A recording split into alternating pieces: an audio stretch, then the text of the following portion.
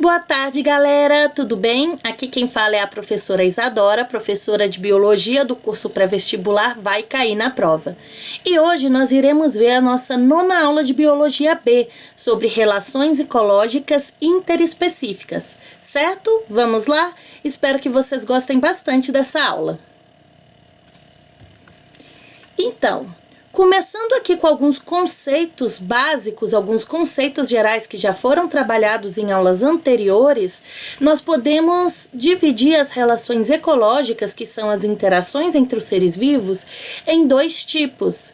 A intraespecífica, que a gente também chama de cenobiose, e a interespecífica, que é o tema da nossa aula de hoje, que a gente chama de ailoibiose. Esses nomes aqui, eles não costumam ver cair com tanta frequência, mas eu coloquei aqui por desencargo de consciência para que vocês saibam que também são chamadas desses nomes. As relações intraespecíficas, elas são ditas homotípicas. Homo vem da palavra, vem da derivação igual. O que quer dizer é que são indivíduos da mesma espécie interagindo entre si.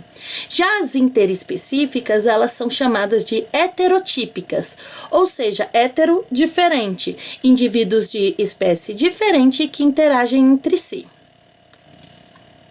Continuando aqui com outros conceitos gerais que envolvem as relações ecológicas, a gente pode dividir elas em harmônicas, desarmônicas ou neutras.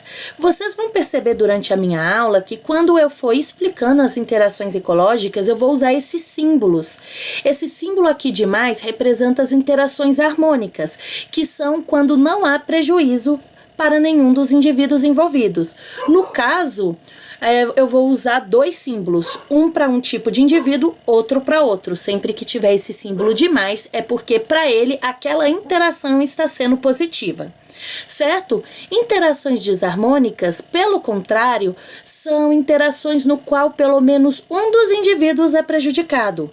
E interações neutras é quando as espécies que compartilham o mesmo ambiente, elas não afetam uma a outra diretamente.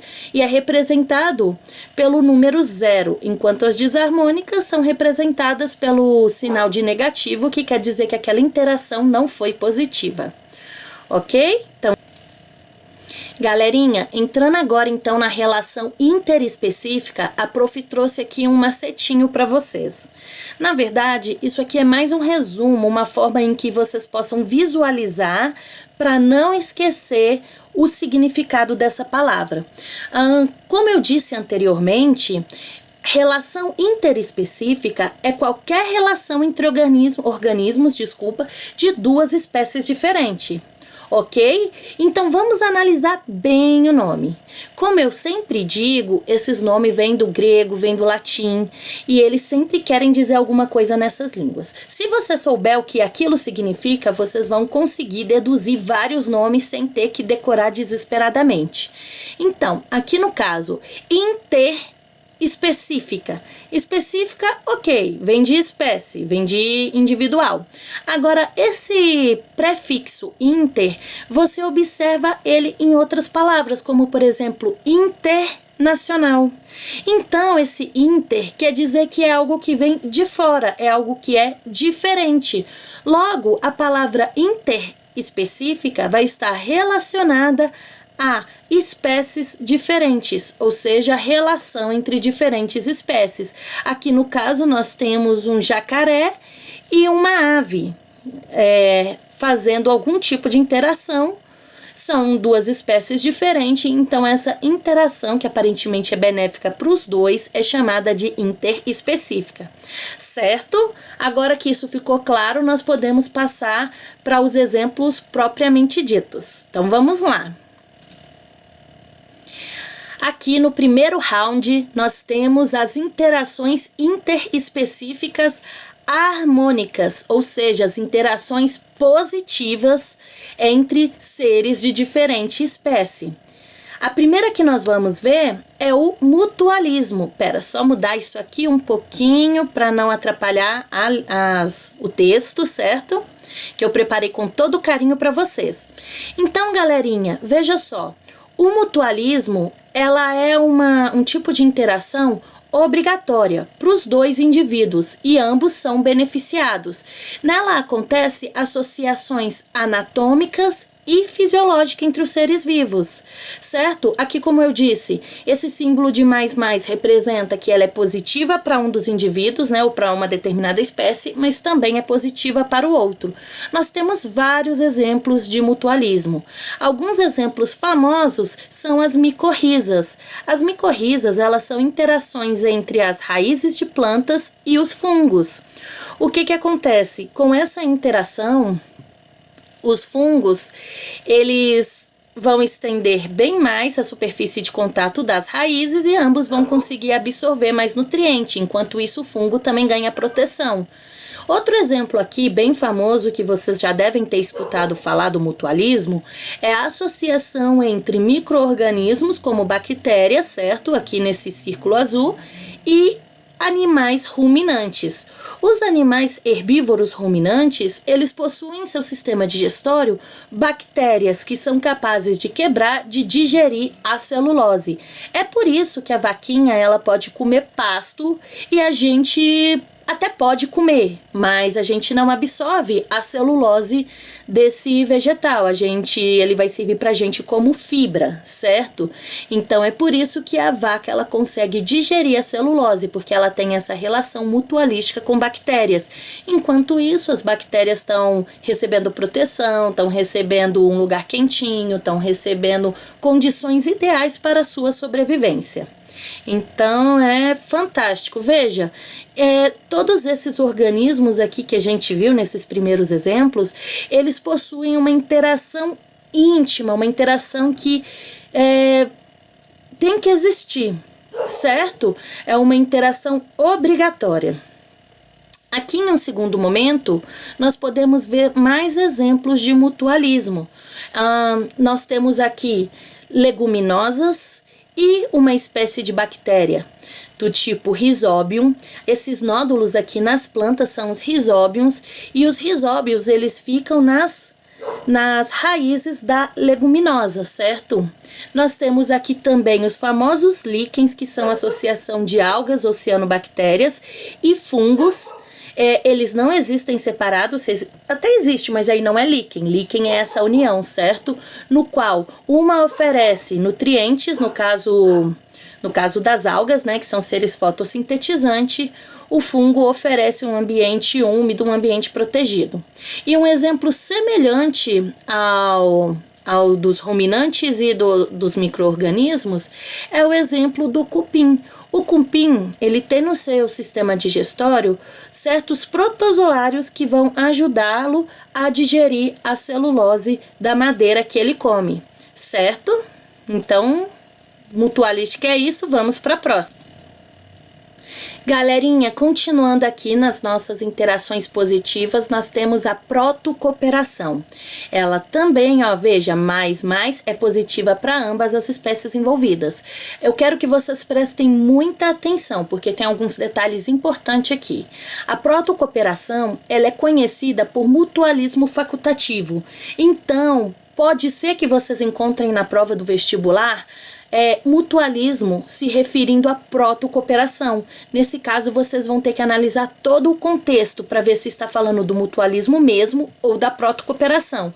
Ok, prof, mas qual a diferença? Na protocooperação, as espécies, elas não são dependentes uma da outra.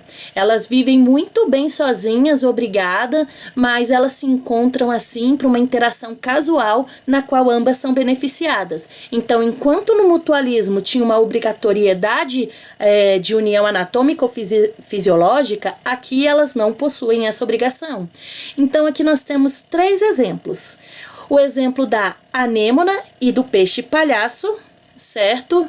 A anêmona, ela protege o peixe-palhaço, porque a anêmona, ela possui veneno, e o peixe-palhaço, ela tem uma proteção contra esse veneno, e ela se esconde na anêmona.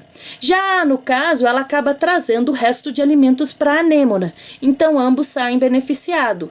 Aqui nós temos o caranguejo paguro e a anêmona também. Esse caranguejinho, ele tem uma concha e a anêmona se fixa nesse caranguejo, e ela é transportada enquanto ela também ajuda a proteger e a dar restos de alimentos para esse caranguejo.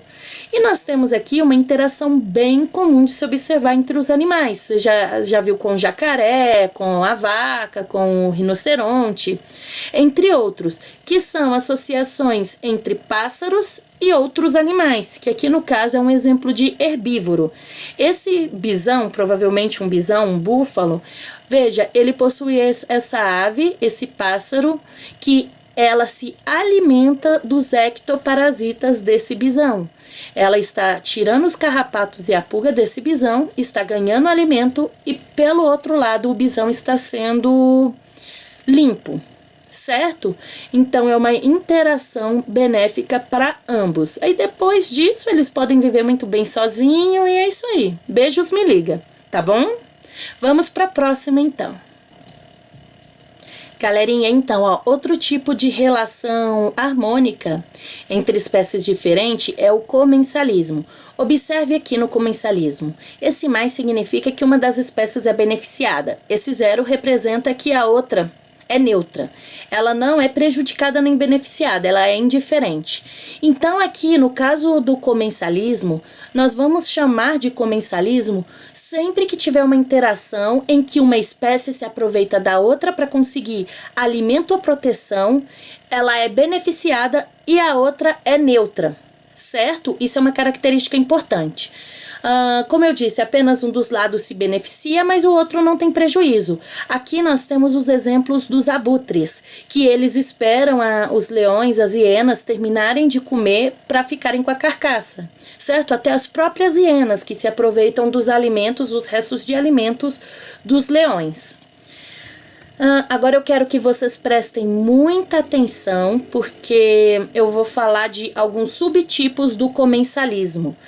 É um tipo de comensalismo, mas eles recebem nome específico. E como é comensalismo, vai ter essa característica de ser uma relação positiva para uma espécie e neutra para outra.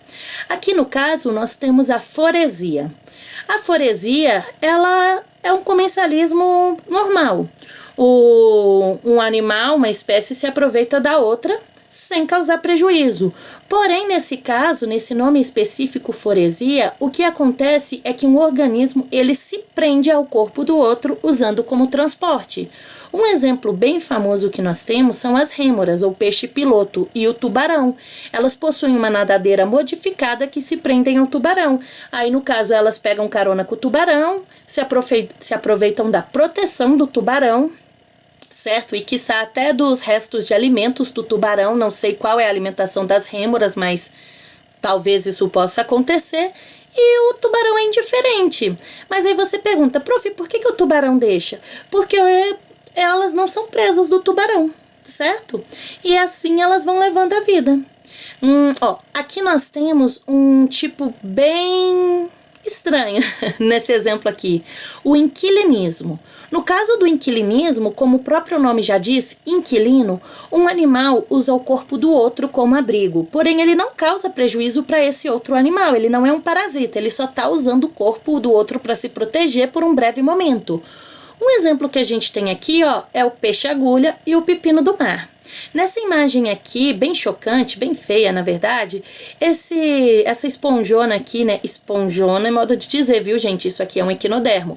Esse pepino do mar, ele vai servir de abrigo para esse peixe-agulha quando o peixe-agulha se sentir ameaçado. Ele entra pelo orifício aqui dentro do sistema digestório do pepino do mar e se esconde, sem causar prejuízo nenhum para o pepino do mar, certo?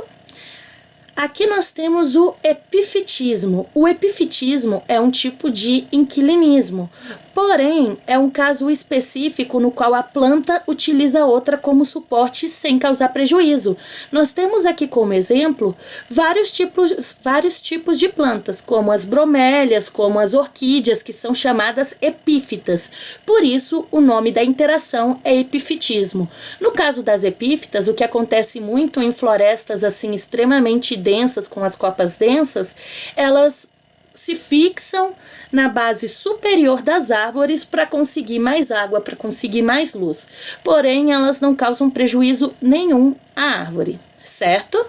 Então, vamos... Galerinha, ó, aqui no segundo round de relações interespecíficas, nós temos as relações desarmônicas, ou seja, relações em que pelo menos uma das espécies, ou as duas, é prejudicada, sendo esses organismos de diferentes espécies. Nosso primeiro exemplo aqui, esse exemplo é bem legal, bem importante, costuma cair muito no vestibular, é a competição interespecífica. A competição é uma briga que acontece por recursos ou por espaços. No caso da interespecífica, ela acontece entre duas espécies diferentes que ocupam o mesmo habitat e possuem o mesmo nicho ou quase o mesmo nicho. Elas acabam tendo que competir por alimento, elas acabam tendo que competir por espaço, certo? No caso, esse tipo de competição pode levar à eliminação de uma espécie, a extinção até, ou a mudança de local de uma espécie. A espécie migra de um local para o outro, certo? Então eu quero que vocês reparem o seguinte, veja que aqui, ó, no símbolo, aqui no título, tem menos e menos.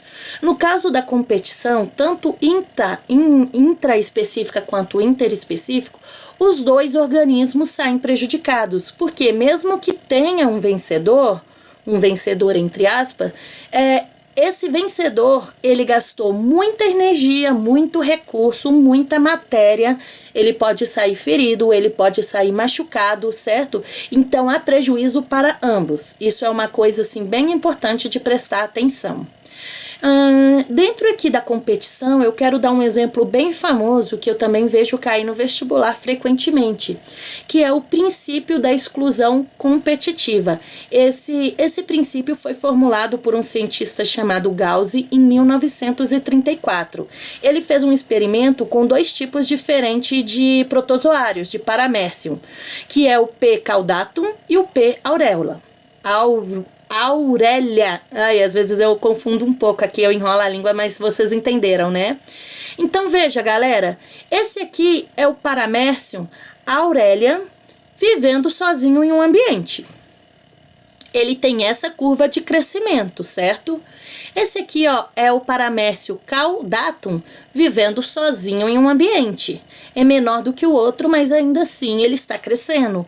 Quando os dois tipos de Paramecium são colocados no mesmo ambiente, como eles ocupam o mesmo nicho, provavelmente se alimentam dos mesmos recursos, alguma coisa assim, eles acabam competindo entre si. E no caso dessas espécies, o P. aurelia, ele acaba tendo uma vantagem competitiva, enquanto o P. caudatum acaba sendo eliminado.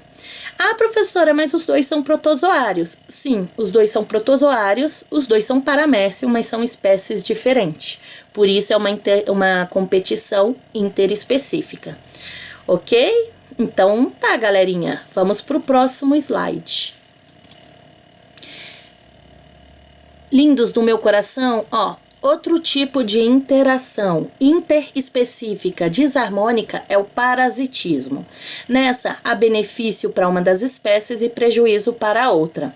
Os parasitas, eles se instalam nos corpos de seus hospedeiros, certo? Eles usam recursos, geralmente sem matar. Pode acontecer, existem parasitas que matam, mas não é a intenção, porque a intenção dele é sobreviver. E para o parasita sobreviver, o hospedeiro precisa continuar vivo. No caso, acontece a redução da qualidade de vida do hospedeiro e isso pode causar várias doenças. Por exemplo, em nós humanos, isso pode causar doenças como a ascaridíase, doenças como a teníase, deixa eu ver o que mais... doenças causadas pelas picadas assim de carrapatos, entre outros parasitas, ok? Aqui eu tenho dois exemplos, uma lagarta cheia de ovos e uma formiga que foi tomada por um fungo. Mas pro final da aula eu vou falar uma curiosidade super interessante sobre esse tipo de fungo e esse tipo de formiga, certo? Vamos pro próximo então. Vejam, nós podemos vamos usar uma palavra mais adequada. Nós podemos classificar esses parasitas quanto à sua localização no hospedeiro. E no caso, quando eles se localizam internamente ao hospedeiro, nós chamamos de endoparasita. Endo, dentro. Parasita de dentro. Alguns exemplos são os vermes que eu citei anteriormente, que causam aquelas doenças, tipo a lombriga, a tênia, entre outros. Nós temos também ectoparasita. Ecto vem de fora. Então, são parasitas que se localizam externamente no corpo do seu hospedeiro. No nosso caso, seres humanos, né, Homo sapiens, nós temos os piolhos. Já ia falar pulga, mas enfim. Nós temos os piolhos. E em outros animais, nós temos pulgas, nós temos carrapatos, certo? Também nós, seres humanos, também temos vários hospedeiros na nossa pele, que são os ácaros, certo? Então, tem essa classificação. Outro tipo de classificação que nós podemos fazer com relação ao parasitismo é o tipo de recurso extraído do hospedeiro. Quando um parasita, ele extrai metade dos recursos, metade, não dá para quantificar, mas com o exemplo vai ficar mais fácil. Quando ele só extrai recursos parcialmente, ele é chamado de hemiparasita. Hemi vem de meio, é só lembrar lá daquela palavra, hemimetábulo, holometábulo. Essas palavras têm a mesma raiz, a mesma origem, então significa basicamente a mesma coisa. No caso do hemi é meio parasita, é um parasitismo parcial. Um exemplo que a gente tem é uma planta chamada erva de passarinho. Eu consegui uma imagem aqui na internet, essa planta aqui, ela acaba parasitando outras plantas, porém, ela pega só parte dos recursos. Como que ela faz? Ela pega a seiva bruta da planta, certo? A seiva na qual ainda não foi transformada na fotossíntese, não foi utilizada, né, para fazer a fotossíntese, e ela utiliza para se alimentar. Já essa planta aqui, que a gente chama de cipó-chumbo, ela é um parasita total, um parasita completo. Então, por causa disso, ela é chamada de holoparasita. Holo vem de inteiro. Essa planta, vocês já devem ter visto por aí, em cima de outras plantas assim, ela parece um macarrão. E veja, ela tem até a cor amarelada, ela não faz fotossíntese. Ela extrai das plantas a seiva elaborada, ou seja, ela já extrai todo o recurso completo da planta depois que ela fez a fotossíntese. Por isso ela é chamada de holoparasita, parasita completo. Certo, galerinha? Eu sei que essa explicação ficou longa, mas espero que tenham entendido. Qualquer coisa me procurem na monitoria para tirarem as suas dúvidas. Vamos para o próximo slide. Galerinha, vamos falar agora da predação. A predação é outro tipo de interação ecológica interespecífica. No caso, um indivíduo sai beneficiado, o outro sai prejudicado, certo? O indivíduo tem o conceito de espécie. E no caso, a espécie predadora, ela ataca, mata e devora sua presa para obtenção de alimentos, para obtenção de energia. Aqui nós temos alguns exemplos bem típicos de caçadores e eu quero explorar alguns detalhes muito interessantes com vocês a respeito da predação e no final também tem curiosidade sobre o tema. Então fiquem aí. Vejam. Quando a gente fala de predação, a gente tem que ter em mente não só a interação propriamente dita, mas também nós temos que pensar além. A predação, ela é uma motivadora da seleção natural e da evolução. Por quê? Porque os organismos, tanto o predador quanto a presa, eles acabam sempre se modificando e adaptando para continuar sobrevivendo, para não serem extintos. E no caso, o predador, ele acaba se modificando a presa acaba se modificando para tentar escapar do predador e o predador acaba se modificando para acompanhar essa evolução. Porém, lembrando sempre que quando eu falo que eles acabam se modificando, não é assim, eu cansei de ser predada, quero me modificar, agora eu sou superior. Não, é algo que é selecionado, características selecionadas pela seleção natural, e isso acelera a evolução. Nós temos aqui alguns exemplos de adaptações para a sobrevivência. Veja, no caso dos predadores, eles podem possuir garras, eles podem possuir os dentes caninos e eles podem possuir bicos, certo? Opa, desculpa, aqui avancei slide. No caso das presas e também dos predadores, existem algumas adaptações bem interessantes. Vocês já ouviram falar do mimetismo e da camuflagem? Mimetismo, vocês devem lembrar da palavra meme, né, que vem de imitação. Ela tem relação com isso mesmo, imitação. No mimetismo, um animal, ele acaba meio que imitando, mas lembrando que isso foi selecionado, né, na evolução, outro organismo que é mais perigoso. Um exemplo bem famoso que a gente tem de mimetismo é o da cobra coral falsa e a cobra coral verdadeira. A cobra coral verdadeira, ela é extremamente venenosa, a falsa não. Porém, a falsa tem uma similaridade, um padrão de pele parecido com o da verdadeira, o que pode acabar assustando os possíveis predadores. Então ela acaba enganando, ela acaba imitando um padrão realmente perigoso. Outro tipo de adaptação para sobrevivência contra a predação é a camuflagem. No caso da camuflagem, o animal ele se parece com o ambiente e acaba se escondendo muito bem, como esse serzinho aqui todo fofo que parece muito com essa folhagem seca. E certo, e muitas vezes eles acabam não sendo predados. Um exemplo muito interessante que vocês vão ver na questão de evolução, já devem ter visto, é a das mariposas da Inglaterra na época da Revolução Industrial, mas não vou dar spoiler, isso aí eu vou deixar para o outro professor, né, que aí já é matéria dele.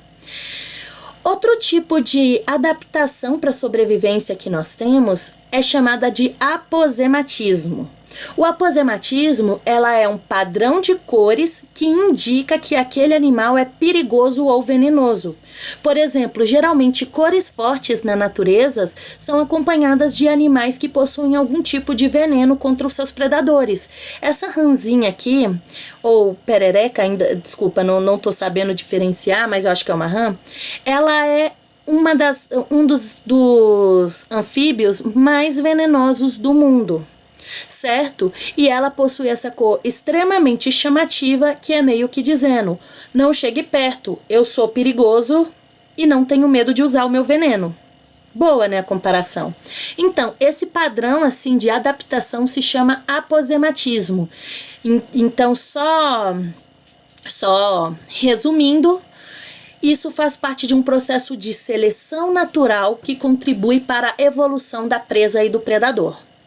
Ok? Galera, aqui eu tenho uma questão muito interessante que também cai frequentemente em prova.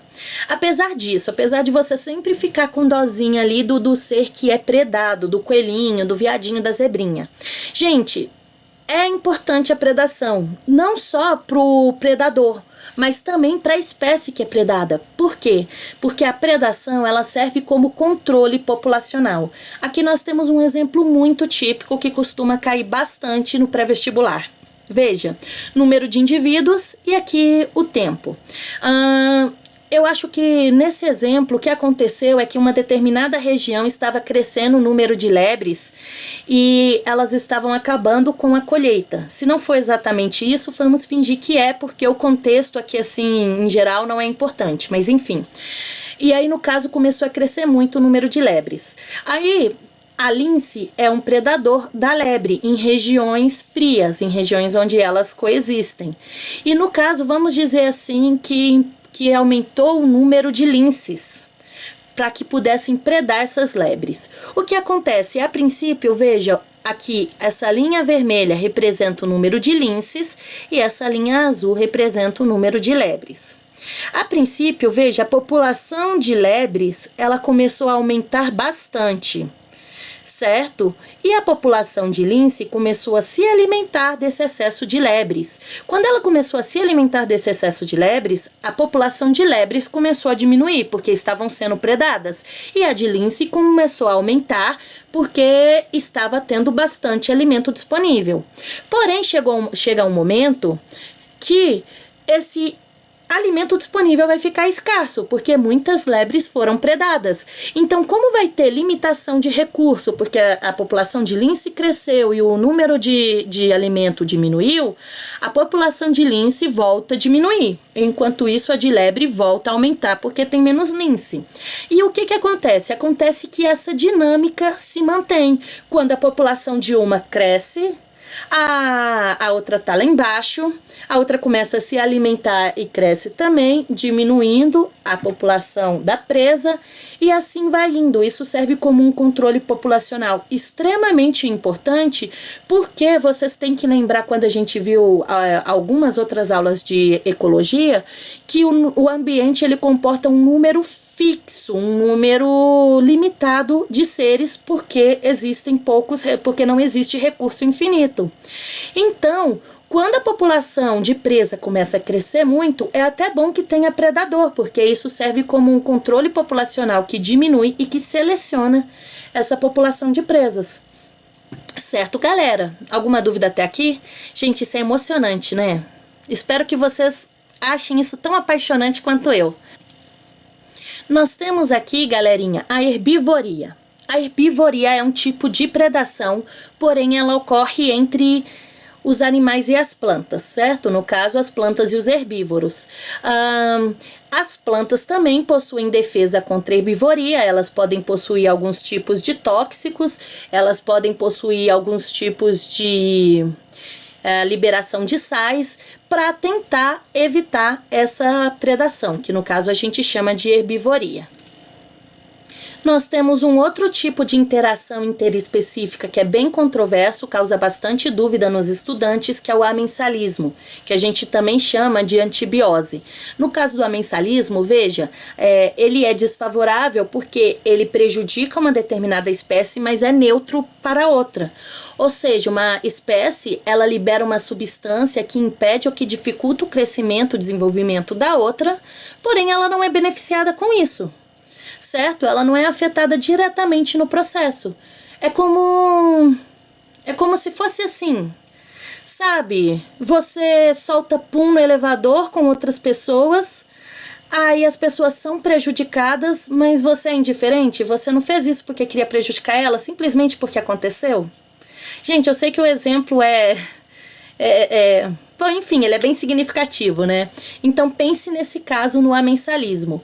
Alguns exemplos que a gente tem dessa interação é bastante importante e interessante. Veja, aqui a gente tem o caso do fungo Penicillium e da bactéria. Esse fungo, ele impede o crescimento das bactérias porque ele libera uma substância que inibe o seu desenvolvimento. Porém, ele é indiferente às bactérias, ele tá lá. Entende? Se as bactérias não sobrevivem, azar delas. E isso foi muito importante porque essa descoberta foi a responsável pelo nosso primeiro antibiótico, que é a base de penicilina, ok? Nós temos também um outro exemplo, que é a maré vermelha. A maré vermelha, ela é causada por algas vermelhas que acabam crescendo e se aglomerando em quantidades muito grandes devido à condição ambiental favorável. Nos mares, nos oceanos, elas liberam produtos neurotóxicos e acabam matando organismos do ambiente local. Mas para elas também é indiferente.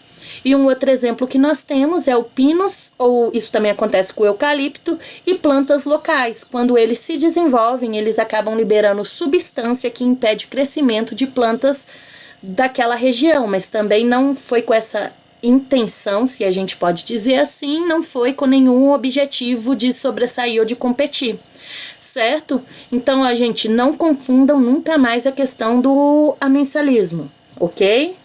Lembrem do pum no elevador. Por último, nós temos aqui uma interação no qual o nome é bastante sugestivo, é bem fácil lembrar. É o esclavagismo. O esclavagismo é um tipo de escravidão. No caso, uma espécie, ela acaba se aproveitando do trabalho ou do produto gerado por outros indivíduos de outra espécie. Um exemplo é o cuco. O cuco é esse pássaro aqui bem grande, bem grandão, certo? E aqui é um passarinho de uma outra espécie, uma ave de uma outra espécie. No caso do cuco, o cuco, quando bota seus ovos, ele bota os ovos no ninho de outras aves e acaba eliminando, né, jogando fora os ovos da própria espécie. Da espécie aqui no caso, e essa ave acaba criando o cuco como se fosse o filhote dela. Então ela acaba alimentando, acaba aquecendo, acaba dando recursos para uma outra espécie. E no caso nós temos algumas espécies de formigas que elas invadem o formigueiro de outras formigas de outra espécie, pegam as larvas, levam para o seu formigueiro, criam como se elas fossem escravas para fazer os serviços lá no formigueiro, certo? Então esse tipo de interação é esclavagismo. E é surpreendente ver como a natureza tem dessas coisas, viu? A gente acha que a natureza só maravilha, só beleza, mas não é bem assim não, viu? Galerinha, aqui para finalizar o conteúdo, eu trouxe para vocês um quadro que vocês podem tirar print, vocês podem usar para estudar, um quadro sobre as relações ecológicas em geral, para facilitar a visualização. Aqui ela está dividida em intraespecífico e interespecífico, lembrando que a nossa aula foi só sobre relações interespecíficas, e no caso o nome das interações e se elas são benéficas ou se elas são negativas ou neutras para as outras espécies, ok? Então eu nem vou ficar falando muito a respeito desse quadro por uma questão de tempo e vocês podem usar esse material para estudar depois, isso foi só para resumir para vocês. Vamos agora, gente, para as curiosidades. Eu vou ser bem breve, eu só quis trazer mais informações para vocês, mas vocês provavelmente vão ver isso em outras disciplinas. A curiosidade 1 que eu trago é em relação ao processo de simbiose. Esse conceito ele foi criado por Anton de Bary em 1879. Ele já foi usado como sinônimo de mutualismo obrigatório, mas atualmente ele é usado como qualquer tipo de relação interespecífica permanente, seja ela uma associação positiva ou negativa.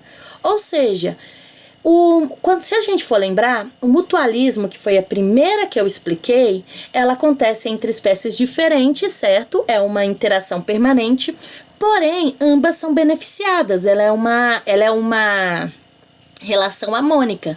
No caso da simbiose, essa relação pode ser positiva ou negativa, mas é obrigatória. E um exemplo bem famoso que nós temos é a teoria da endossimbiose, uma teoria que visa explicar como nossas células eucarióticas adquiriram mitocôndrias e cloroplastos. Reza a lenda, reza a ciência, que as mitocôndrias e os cloroplastos eram semelhantes a bactérias e eles foram englobados por uma célula maior, a célula eucariótica, e elas desenvolveram uma relação extremamente íntima na qual atualmente são dependentes uma da outra, certo? A mitocôndria e o cloroplasto têm material genético próprio, mas eles não conseguem se desenvolver fora dessa célula eucariótica. Vamos para a curiosidade número 2. Gente, a curiosidade número 2, não sei se vocês já ouviram falar, isso parece muito coisa de Discovery Channel, mas é muito interessante, é o fungo da formiga zumbi. O que acontece? Quando eu falei lá do caso do parasitismo, eu mostrei uma imagem de formiga. Existe um tipo de fungo que ele é específico para determinados insetos, né? No caso a formiga, e ele ataca o sistema nervoso desse animal. Ao atacar o sistema nervoso, esse animal acaba ficando comportalmente descontrolado. E reza a lenda que essa formiga acaba se matando, se suicidando por causa desse fungo, ok? Se tornando uma formiga zumbi, uma formiga sem controle próprio. Depois procurem isso com mais detalhe na internet, é bem interessante.